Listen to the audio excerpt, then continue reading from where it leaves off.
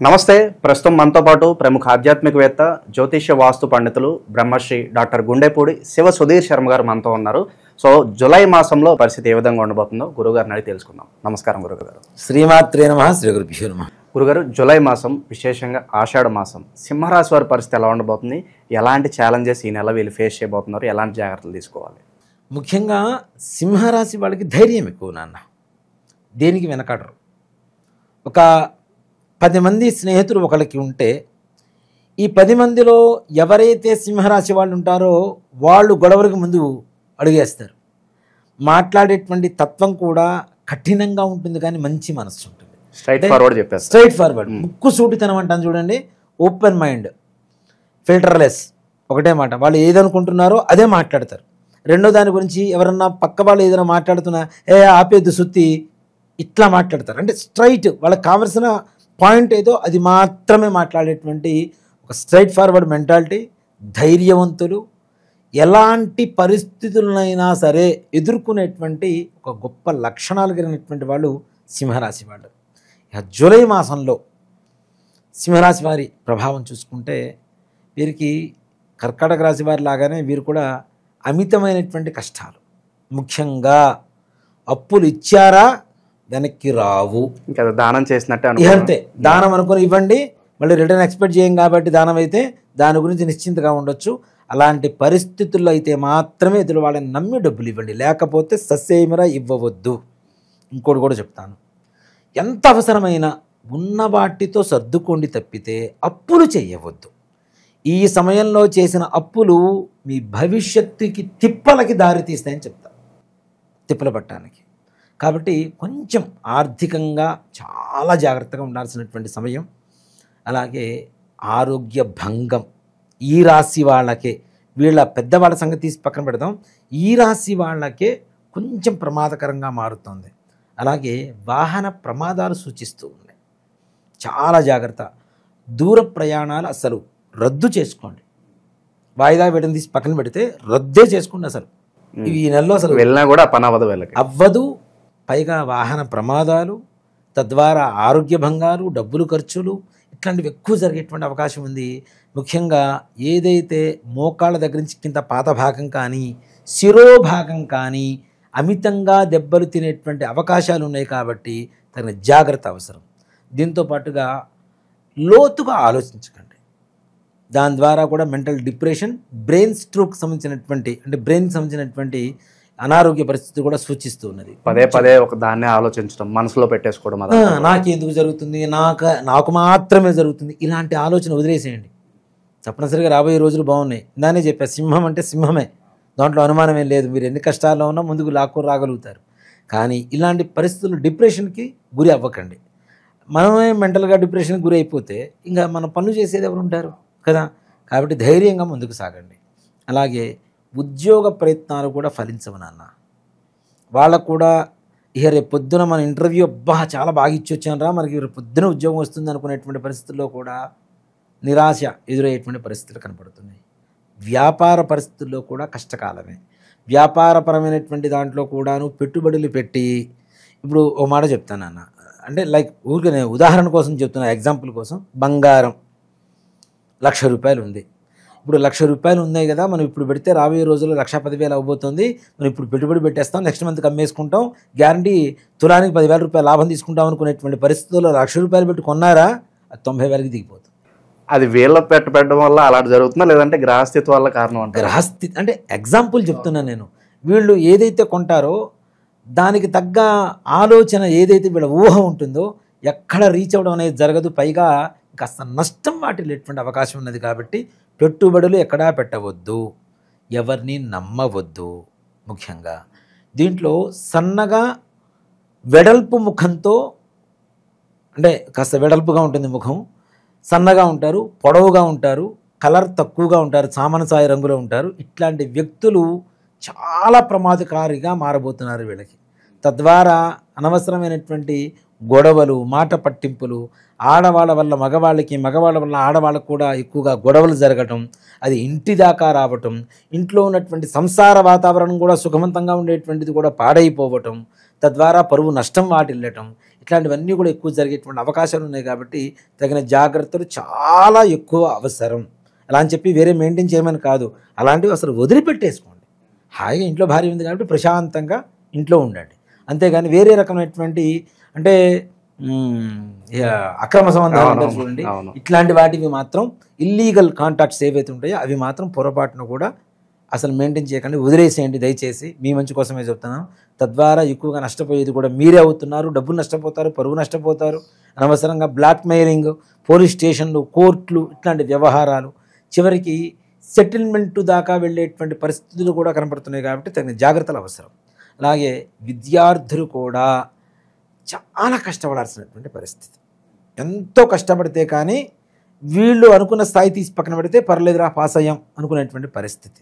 అలాగే చర్మపరమైనటువంటి అనారోగ్యాలు కూడా, స్కిన్ ప్రాబ్లమ్స్ అంటాం కదా, చర్మ వ్యాధులు, ఇలాంటివి జాగ్రత్త. రక్తపరమైనటువంటి అనారోగ్యాలు కూడా సూచించబోతున్నాయి. తగిన జాగ్రత్తలు తీసుకోండి తప్పనిసరిగా, లేకపోతే చాలా నష్టపోయేటువంటి అవకాశాలు ఉన్నాయి. విదేశీ ప్రయాణాలు అసలు ఈ నెలలో ముందుకు వెళ్ళేటువంటి పరిస్థితి లేవు. ముఖ్యంగా ఇలాంటివన్నీ కూడా మరి సింహరాశిలో ఉన్నటువంటి వాడు కొంతమంది ట్రై చేస్తే వెళ్తున్నారు కదండి. అంటే ఇలాంటివి తెలుసుకోవాలి మీ జాతకంలో కూడా. అంటే మీ వ్యక్తిగతమైనటువంటి జాతకం చూస్తే వాళ్ళకి ఏ యోగాలు ఉన్నాయో ఏంటో అని ఒక గోచారం ఒక్కటే కాదు కదా, వాళ్ళకు ఉండేటువంటి యోగం ద్వారా కూడా వెళ్ళొచ్చు. ఇప్పుడు కొంతమంది అలా అంటారు, గురుగారు మీరు చెప్తున్నారు కానీ మాకు అది అంతగా వర్తించట్లేదండి, పెద్దగా మేము చూడలేకపోతున్నాం అంటే దానికి ఏం చెప్తారు? కేవలం ఇదే చెప్తానన్న, గోచార ఫలితం అనేటువంటిది 100లో 25-30% మాత్రమే ఫలిస్తుంది. 100కి 100% ఫలించదు, దాంట్లో అనుమానం లేదు. ఇప్పుడు ఇన్ని కోట్ల మంది ఒకే రాశిలో పుట్టినప్పుడు ఆ రాశి వాళ్ళందరికీ ఇలానే జరగాలి అంటే జరగని పని.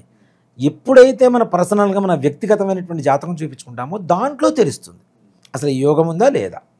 ఒక రాశిలో ఒక్కటి రాశి ఫలాలు, మాస ఫలాలు మొత్తం మన జీవితాన్ని డిసైడ్ చేస్తాయని మాత్రం ఎక్కడా లేదు. అలా అనుకుంటే ప్రపంచం మొత్తం మీద 27 రకాల జాతుల వాళ్ళు మాత్రమే ఉండాలి. 27 నక్షత్రాలు కదా మనకి. వేరే రకమైనటువంటి పర్సనాలిటీ ఉండకూడదు, కలర్ ఉండకూడదు, ఫిజిక్ ఉండకూడదు, వాళ్ళ ఉద్యోగాలు ఉండకూడదు, వ్యాపారాలు ఉండకూడదు. కేవలం 27 రకాల వృత్తి, వ్యాపార, ఉద్యోగ, వ్యవహారాలు, వాళ్ళ పర్సనాలిటీలు మాత్రమే ఉండాలి. వేరే రకం ఉండకూడదు కదా. మరి వేరే రకం ఎందుకుంటున్నారు? ఒకే నక్షత్రంలో పుట్టిన వాళ్ళే వేరేలా ఎందుకుంటున్నారు? వేరే యోగాలు ఎలా కలుగుతున్నాయి అంటే వాళ్ళు పుట్టినటువంటి సమయాన్ని బట్టి, వాళ్ళు పుట్టిన సంవత్సరాన్ని, దీన్ని బట్టి. ఇక్కడ చూడండి, ఒక్క మాటలో చెప్పాలి అంటే ట్విన్స్ పుడతారు నాన్న. ట్విన్సే ఒక డిఫరెంట్ మెంటాలిటీతో ఉంటారు. మరి ఒకే నక్షత్రంగా జస్ట్ ఫ్యాక్షన్ ఆఫ్ మినిట్స్, ఒక 3 minutes 5 minutes లోపలే పుడతారు. కానీ వాళ్ళిద్దరు మెంటాలిటీ డిఫరెంట్గా ఉంటారు. తక్కువ టైంలో పుట్టినా కూడా జాతకాలు మాత్రం ఇద్దరు వేరువేరుగా ఉంటాయి. ఇప్పుడు మన సినిమాలో చూపించినంత ఈజీ కాదు, డిఫరెంట్గా ఉంటాయి కదా. ఎందుకుంటాయి మరి ఒకే నక్షత్రంలో పుట్టారుగా వాళ్ళు. ఇక్కడ ఏంటంటే ఒక నక్షత్రంలో ఒక జననం జరిగిందంటే నెక్స్ట్ సెకండ్ ప్రపంచంలో ఎక్కడ జరుగుతుందో ఇదే నక్షత్రంలో వీళ్ళకి వాళ్ళు డిఫరెంట్గా ఉంటారు. ఇది ఆలోచించరు ఎవరు. అది మన గ్రహస్థితి కూడా తప్పనిసరిగా కారణమవుతుంది. కాబట్టి వ్యక్తిగతంగా జాతకం చూపించుకోవడానికి సంప్రదించండి తప్పనిసరిగా. అలాగే గురుగారు, గతంలో వీళ్ళు ఏదో పనులు ప్రారంభించి ఉంటారు, అది ముందుకు కదలక అబ్బా ఇక మీ ధనం కావచ్చు, వేరే విషయాలు కావచ్చు, ఆశలు వదిలేసుకుని ఉంటారు. అలాంటివి ముందు కదలడానికి ఎంత సమయం పట్టవచ్చు అంటారు దాదాపుగా వీళ్ళకి? నిజంగా చెప్పాలంటే ఎక్కువ రోజులే పడుతుంది వీళ్ళకి. కొంచెం వెయిట్ చేయాల్సినటువంటి పరిస్థితే, దాంట్లో అనుమానమే లేదు. కనీసం ఆగస్ట్ ఆ సమయంలో వీళ్ళకి సానుకూలత కొంత పెరగడానికి అవకాశం ఉంటుంది. వీళ్ళు లేనిపోంది మధ్యవర్తిత్వాలు ఏదన్నా మాట్లాడిస్తున్నా కూడా అవి కూడా వీళ్ళకి భంగమే. వాటి ద్వారా కూడా వీళ్ళకి చెడ్డ పేరే. అబ్బా పలానా ఏం చేశాడో ఈ పెళ్ళి, ఏం చేశాడో ఈ పెళ్ళి, ఈ రకమైనటువంటి ఇవి కూడా ఉంటాయి. కాబట్టి అంటే బ్రోకరేజ్ అని ఇంగ్లీష్లో అంటారు, కానీ మధ్యవర్తిత్వం అనేటువంటిది మాత్రం చెయ్యవద్దు. అలాంటి వాటి ద్వారా కూడా నష్టం వాటిల్లేటువంటి అవకాశాలు ఉన్నాయి. అలాగే ముఖ్యంగా ఇందాక చెప్పాను కదా, సన్నగా ఉంటారు, వెడల్పు ముఖంతో ఉంటారు, సామనసాయిగా ఉంటారు, పొడుగ్గా ఉంటారు. ఇట్లాంటి వ్యక్తులతో చాలా జాగ్రత్త. దాదాపు మరలా లాస్ట్ ఇయర్ కూడా చెప్పాను, నేను లాస్ట్ మంత్లో కూడా చెప్పాను, 6th finger కలిగినటువంటి పర్సన్స్, 6వ ఫింగర్ ఉంటుంది కొంతమందికి, ఈ వేలికి కావచ్చు, చేతికి కావచ్చు, కాలికి కావచ్చు, ఇలాంటి వ్యక్తుల్ని అస్సలు నమ్మొద్దు, దూరం చేసేయండి. వాళ్ళు వచ్చి మీకు 1 కోటి రూపాయలు ఇస్తామన్నా సరే తదుపరి నెలలో మీ దగ్గర నుంచి 2 కోట్లు వాళ్ళు లాక్కోబోతున్నారని ఆలోచించండి. దయచేసి అట్లాంటి వాళ్ళని దూరం పెట్టేసేయండి. అంటే అందరూ అట్లానే ఉంటారంటే ఈ రాశికి తగిలేటువంటి జనాలు అలా ఉంటారు కాబట్టి చెప్తున్నాను. అట్లాంటి వాళ్ళని మాత్రం దూరం పెట్టేసేయండి తప్పదు. పితృదోషాలు ఉన్నాయని చెప్పి చాలా వరకు కూడా అడుగుతున్నారు. అవును, పితృదోషం, స్త్రీ శాపం, వీటి వల్ల అత్యధికమైనటువంటి బాధలు అనుభవిస్తున్నారు. ఇలాంటి వాటికి ఒకటే పరిహారం చూస్తుంటాం. One and only solution remedy అనుకోవచ్చు దీనికి. అంతే. ప్రపంచంలో ఎవరు ఎన్ని చెప్పినా, ఇప్పుడు నేను సుధీర్ శర్మ ఉన్నానండి, సుధీర్ శర్మ లాంటివాడే, సుధీర్ శర్మ కాడు కదా. ఇది కూడా అంతే. చాలామంది చాలా రకాల ప్రయత్నాలు చేస్తున్నారు. అంటే ఎవరికి తోచిన విధంగా వాళ్ళకు చెప్తే అది నిజమైపోదుగా. నిజం చెప్పడమే నిజం కదా. నాకు తోచింది చెప్తే నిజం కాదు, నిజాన్ని చెప్పగలిగితే నిజం అవుతుంది. దీన్ని రకరకాలుగా మారుస్తున్నారు. కానీ గోకర్ణంలో ఉండేటువంటి మోక్షనారాయణ బలి ఏదైతే ఉంటుందో అది అమావాస్య రోజున ఎవరైతే చేయించుకుంటారో వాళ్ళకి సంపూర్ణమైనటువంటి పితృదోష స్త్రీశాప నివారణ, తద్వారా కనీసం వచ్చే సంవత్సరం నాటికి పూజ చేయించుకున్న రోజు నుంచి సంవత్సరం నాటికి వాళ్ళ జీవితం మారటం అనేది తథ్యం తథ్యం సత్యం సత్యం పునఃసత్యం. దాంట్లో ఏ రకమైనటువంటి అనుమానం లేదు నాన్న. దాంట్లో ఎంత గొప్పగా ఉంటుందో అంత గొప్పగా ఉంటుంది. దానికి బెస్ట్ ఎగ్జాంపుల్ నేనే చాలు చూసే జనాలకి. ఎంతోమంది వస్తున్నారు గురుగారు మీ ఆధ్వర్యంలో, మేము కూడా ఆ గోకర్ణ వస్తామండి, పూజ చేయించుకుంటామండి అని చెప్పి చాలా మంచి రెస్పాన్స్ వస్తుంది. సో పర్సనల్గా తప్పనిసరిగా రమ్మని చెప్పండి. అయ్యో తీసుకెళ్తాను. ప్రతి అమావాస్యకి వెళ్తూ ఉంటాం, అమావాస్యకి అక్కడ ఉంటాం. తప్పనిసరి ఇక్కడి నుంచే బయలుదేరుతాం. రాండి, చక్కగా చేయించుకోండి, అన్ని బాధ నివృత్తి కలుగు చేసుకోండి. అక్కడ వివరంగా చేయించేటువంటి గురువు గారిని కూడా ఎంచుకొని మరీ పెడుతూ ఉంటాం మనం, పురోహితులు కూడా. అన్నీ ప్రతి ఒక్క దాంట్లో 1-2 సార్లు ఆలోచించి జాగ్రత్త తీసుకొని వెళ్తుంటాను అన్న. నన్ను నమ్మి ఇంత దూరం వచ్చినప్పుడు వాళ్ళకి మంచి జరగాలి, ఇది ఒకటే. నన్ను అందుకే పుట్టించాడేమనుకుంటాను నేనైతే దేవుడు. అంటే గోకర్ణానికి ఇంతమందిని తీసుకుని వెళ్ళి వీళ్ళ కర్మ నివృత్తి చేయరా అని చెప్పడం కోసమే భగవంతుడు నన్ను పుట్టించి ఈ స్థాయికి తీసుకొచ్చి ఇదే ప్రయాణాలు ఎక్కువగా చేసేట్లుగా చేస్తున్నాడేమో అని నేను భగవంతుడి అనుజ్ఞ అనుకొని స్వీకరిస్తూ ఉన్నాను. ఆ బాధ్యతలు తీసుకొని చేస్తూ ఉన్నాను. గురుగారు ప్రజెంట్ ఉన్న గ్రహస్థితి బట్టి కాస్త వీళ్ళ పరిస్థితులు మెరుగుపడాలంటే ఏ దైవారాధన, ఎలాంటి పరిహారాలు చేసుకోవాలంటారు? ప్రతి మంగళవారం రోజున ఉలవలు తీసుకోండి, చక్కగా నానబెట్టండి. సోమవారం పొద్దున్న నానబెట్టేసండి 1/4 కేజీ ఉలవలు. నల్ల ఉలవలు కాదు, మరలా కూడాను మిక్స్డ్ కలర్స్ ఉంటాయి. కేతువు అంటేనే మిక్స్డ్ కలర్, ఆయన చిత్రవర్ణంలో ఉంటాడు. ఇప్పుడు నల్ల ఉలవలు వస్తున్నాయి, వాడికి ఇది పెయింట్ వేసినట్టే ఉంటుంది చూస్తుంటే. నల్ల నువ్వులు కానీ నల్ల ఉలవలు కానీ పెయింట్ వేసినట్టే ఉంటాయి, సహజసిద్ధంగా ఎక్కడ కనబడవు మనకి. అలాంటివి కాకుండా మిక్స్డ్ కలర్స్లో ఉండేటువంటి ఉలవలు తీసుకోండి, చక్కగా నానబెట్టండి సోమవారం పొద్దున్నే. మంగళవారం పొద్దున్నే నీళ్లు తీసేసేయండి, బెల్లం కలపండి, ఆవుకి మేతగా పెట్టిరండి. వచ్చిన తర్వాత ఇంట్లో గణపతికి పూజ చేయండి. గణపతికి ఎవరైతే గరిగితో పూజ చేస్తారో వీళ్ళకి కొంత ప్రమాదాల నుంచి బయటపడి బతికామరా దేవుడా అనుకునే పరిస్థితి వరకైనా ముందుకు లాక్ రావడానికి అవకాశం ఉంది. ఓకే. సో ఏదన్నా పనులు అవ్వట్లేదు, కొంత పాజిటివిటీ రావాలి, అనుకూలత రావడానికి ఏదన్నా మంత్రం ఉంటుందా వీళ్ళు జపించుకోవడానికి? ఒకటే మాట నాన్న, అంటే ప్రతి ఒక్కరికి మంత్రాలంటే కష్టమైపోతుంటుంది నిజంగా. అంటే అవి వాళ్ళు ఉండేటువంటి సమయం కావచ్చు, సందర్భం కావచ్చు, చదవాలంటే కష్టం.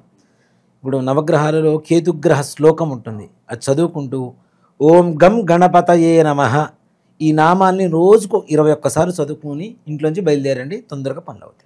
జూలై మాసంలో ఓవరాల్గా సింహరాశి వారికి ఎలా ఉండబోతుందో మీ మాటలు అద్భుతంగా వివరించారు. ధన్యవాదాలు గురుగారు. శ్రీమాత్రే నమః. శ్రీ గురుభ్యో నమః.